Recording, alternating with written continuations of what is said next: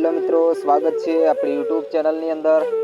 તો આપણા મિત્રો આવ્યા છે ચેનલની અંદર, તો આપણું બધાનું હાર્દિક સ્વાગત છે। તો મિત્રો, આજે આપણા વિડીયોની અંદર આપણે જાણવાના છે કે રામદેવજી મહારાજ હિંદવા પીર તરીકે દિલ્હીના બાદશાહને કેવી રીતે પરચો આપ્યો। તો મિત્રો, બન્યા રહેજો આપણા વિડીયોની અંદર। આ કથાની આપણે સંપૂર્ણપણે માહિતી આ વિડીયોની અંદર મેળવવાના છીએ।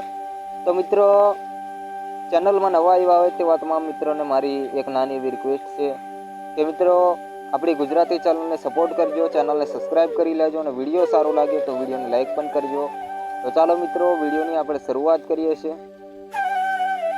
તો મિત્રો, રામદેવજી મહારાજ છે તેઓ પોતાના જીવનકાળ દરમિયાન અનેક પરચાઓ આપ્યા છે। જ્યારથી અજમલ રાજાના ઘરમાં તેઓએ અવતાર ધારણ કર્યો ત્યારથી તેઓ સમાધિ લીધી તે આખું જીવન દરમિયાન તેઓએ ઘણા બધા પરચા આપ્યા છે મિત્રો। અને પરચા એટલે રામદેવજી મહારાજના તમે અલૌકિક પરચા છે તેઓના જીવનકાળ દરમિયાન। અને આ પરચા તેઓ અનેક પ્રકારના આપી ચૂક્યા છે। તેઓ મિત્રો, આપણે તેઓને હિંદવા પીર તરીકે પણ ઓળખીએ છીએ। તો હિંદવા પીર તરીકે તેઓ ઘણા બધા પરચા આપ્યા છે પોતાના જીવનકાળ દરમિયાન। હિંદવા પીર નામ રનુજાના રાયા આ રામદેવજી મહારાજ જેવી રીતે ધારણ કર્યું તેમ તેમ તેઓનો પરીક્ષા કરવા માટે અનેક લોકો ગયા, પરંતુ તેઓ તમામ નિષ્ફળ રહ્યા છે। કારણ કે રામદેવજી મહારાજની પરીક્ષા કોઈ કરી નથી શક્યું। હિંદવા પીર એ તો હિંદવા પીર જ રહ્યા છે। તો મિત્રો, જે રીતે રામદેવજી મહારાજના અનેક પરચાઓ છે, તો જે તે સમયે એક વખત રામદેવજી મહારાજ પોતાના રાજ દરબારમાં હોય છે અને તેઓના લગ્ન હોય છે। તેઓના લગ્નની તૈયારીઓ ચાલતી હોય છે ત્યારે રનુજામાં આખા જે પોખરણગઢનો જે વિસ્તાર છે ત્યાં ખુશીઓની લહેર ચાલી છે। કારણ કે રામદેવજી મહારાજ આ હિંદવા પીરના લગ્ન હોય ત્યારે કેમ ના હોય ખુશીઓ? કારણ કે અજમલ રાજાએ જે રીતે પ્રાયશ્ચિત કરીને રામદેવજી મહારાજને પોતાના પુત્ર તરીકે પ્રાપ્તિ કરી હોય અને આ પુત્રના જો લગ્ન હોય ત્યારે આખા પંથકની અંદર ખુશીઓની લહેર ચાલી છે। ત્યારે મિત્રો, તેઓના બહેન જે હતા સગુનાબા, તેઓને પરણાવ્યા હતા પિંગલગઢ। અને પિંગલગઢ એટલે ખૂબ દૂરનો પ્રદેશ હતો। ત્યારે તેઓને લેવા જવાની વાત હતી ત્યારે રામદેવજી મહારાજ રત્ના રાયકાને તૈયાર કરે છે કે જાઓ સગુનાબાને લઈ આવો આપણા લગ્નની અંદર। ત્યારે આ રત્નો રાયકો છે એક પિંગલગઢ ઊંટ લઈને જાય છે। ઊંટની સવારી કરીને સગુનાબાને લેવા માટે જાય છે। ત્યારે આ રત્નો રાયકો પોતે સગુનાબાને લેવા માટે છેક પિંગલગઢ પહોંચે છે। અને પિંગલગઢ પહોંચે છે ત્યારે આ જે વાત છે તે પિંગલગઢના પડિયા રાજાને કરે છે। ત્યારે તેઓ સખત ના પાડી દે છે કે અહીંયા કોઈ જગ્યાએ જવાનું નથી, અને આમ તેમ કરીને રત્ના રાયકાને ઠપકો આપીને તેને જેલમાં પૂરી દે છે। ત્યારે પણ રામદેવજી મહારાજે તેને પરચો આપીને છોડાવી લે છે અને તેઓને આ પડિયા રાજા છે તે જવાની પછી છૂટ આપે છે, માફી માંગે છે તેની। આવી કંઈક ત્યાંની કથા હતી। તે કથા પતાવીને તેઓ આ રીતે સગુનાબાને લઈને આવે છે ત્યાંથી। ત્યારે આ જે આપણે આગળ વાત કરી તેમ કે હિંદવા પીર જે છે આના પરચા અનેક હતા। હિંદવા પીર રામદેવજી મહારાજના પરચા અનેક હોવા છતાં પણ દિલ્હીનો જે બાદશાહ હતો, આપણે જેમ વાત કરીએ એમ દિલ્હીનો બાદશાહ પોતે તેના દરબારમાં હતો ત્યારે એક કવિરાજ ત્યાં આવે છે અને આ કવિરાજ હિંદવા પીરને જાજી રેખમાં રનુજાના રાયને જાજી ખમ્મા આમ ભજન ગાતો ગાતો ત્યાં આવે છે। ત્યારે આ દિલ્હીનો બાદશાહ છે તેના પર ગુસ્સે થાય છે અને તેને કહે છે કે બંધ કર આ તારો બકવાસ, આ તારો બકવાસ બંધ કરે। અહીંયા કોણ છે આ હિંદવા પીર? અરે આવા તો મેં ઘણા પીરો જોયા છે, પણ આ હિંદવા પીર ક્યાંથી આવ્યો? ત્યારે આ પેલો કવિરાજ કહે છે કે અરે હું તો રામદેવજી મહારાજના ગુણગાન ગાઉં છું, આપણા રનુજાના રાજાના ગુણ ગાઉં છું, હિંદવા પીરના ગુણ ગાઉં છું। અને હિંદવા પીર છે એ આખો પંથક જાણે છે, અહીંયા આખો મલક જાણે છે અને હિંદવા પીર છે। ત્યારે આ દિલ્હીનો બાદશાહ કહે છે તો એમ છે વાત, તો મારે હિંદવા પીરને જોવો છે।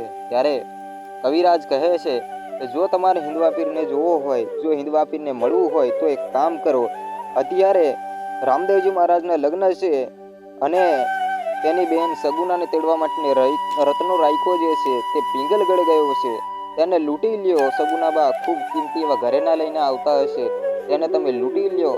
ત્યારે તમને આ અજમલ રાજાના દીકરા જે છે રામદેવજી મહારાજ હિંદવા પીર પોતે હાજરા હજુર આવીને તમને મારશે અને તમને પણ તેના દર્શન કરવા મળશે। ત્યારે આ વાત સાંભળીને પેલો રાજા જે હતો દિલ્હીનો બાદશાહ આ તૈયાર થઈ જાય છે અને તેના માણસોની ટોળકી બનાવે છે અને તે વચ્ચે જંગલનો ગાળો હતો. એ જંગલની અંદર જ્યાં પેલા સગુનાબાને લઈને આવતો હતો રતનનો રાયકો, આ બંનેને તે લૂંટે છે અને તેનો કિંમતી માલ સામાન લઈને આવતા હતા તે લઈ લે છે અને સગુનાબા અને રતનના રાયકાને એક ઝાડ સાથે બાંધી દે છે અને સગુનાબા ખૂબ રડી રડીને વિલાપો કરે છે.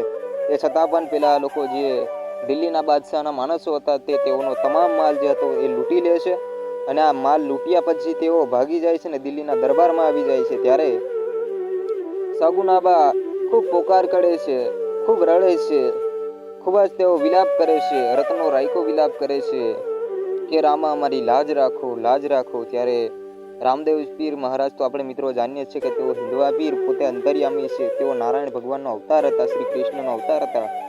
તેઓને ખબર પડે છે, તેઓને એક સપનું આવે છે અને તેઓ અચાનક ઘોડે સવારી થઈ જાય છે. હાથમાં ભાલો, લીલો નેજો અને ધોળો ઘોડલિયો આ તેઓની આ એક એ હતી એ લઈને જાય છે.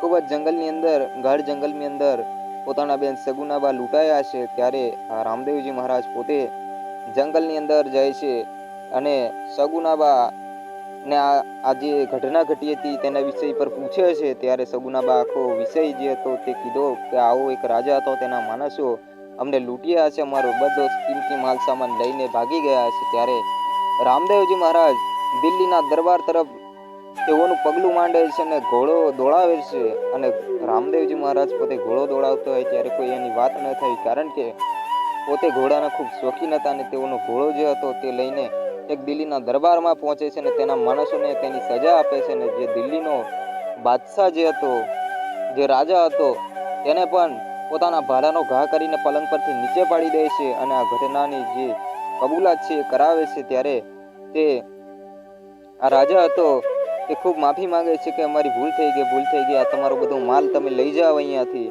પણ તમારા દર્શન કરવા માટે મેં આ કૃત્ય કર્યું હતું. ત્યારે તેઓના પત્ની જે હતા બાદશાહના, તેઓ પણ આ ગુનાની કબૂલાત કરે છે કે અમે જાણીને કબૂલાત કરીએ છીએ કે અમે ખાલી લૂંટવા માટે નથી પરંતુ તમારા દર્શન માટે અમે કર્યું હતું અને હિંદવા પીરની પરીક્ષા કરવા માટે કે હિંદવા પીર છે કે કેમ તેની પરીક્ષા કરવા માટે આ કૃત્ય અમે કર્યું હતું. ત્યારે રામદેવજી મહારાજના દર્શન કરવા માટે થઈને આ દિલ્હીનો બાદશાહ જે છે તે હિંદવા પીરની પરીક્ષા કરવા માટે થઈને આ જે કૃત્ય કર્યું હતું, ત્યારે રામદેવજી મહારાજને એ પણ વાતની ખબર પડે છે. ત્યારે આ દિલ્હીના બાદશાહને માફ કરી દે છે અને તેને દર્શન આપ્યા હતા. આ જ રીતે આજે દિલ્હીનો બાદશાહ જે હતો તે રામદેવજી મહારાજની પરીક્ષા કરી હતી હિંદવા પીર તરીકે. ત્યારે રામદેવજી મહારાજ આ પરીક્ષામાં પણ સફળ રહ્યા હતા, કારણ કે રામદેવજી મહારાજ હિંદવા પીર છે એ સૌ આખા પંથક જાણતો હતું, પરંતુ આ દિલ્હીનો બાદશાહ માનતો નહોતો કે આ ખરેખર હિંદવા પીર છે. ત્યારે રામદેવજી મહારાજ પોતે તેઓને આ રીતે એક પરચો આપ્યો હતો. તો મિત્રો વિડીયોની અંદર આટલું જ. તો આપણે મળીશું આપણા નેક્સ્ટ વિડીયોની અંદર અને આવા જ અવનવા વિડીયો જોવા માટે આપણી ચેનલને સબસ્ક્રાઈબ કરી લેજો. વિડીયો સારો લાગ્યો હોય તો વિડીયોને લાઈક પણ કરી દેજો. તો ચાલો મિત્રો મળીશું આપણે આપણા નેક્સ્ટ વિડીયોની અંદર. તો ચાલો બધાને જય સીતારામ, રાધે કૃષ્ણ.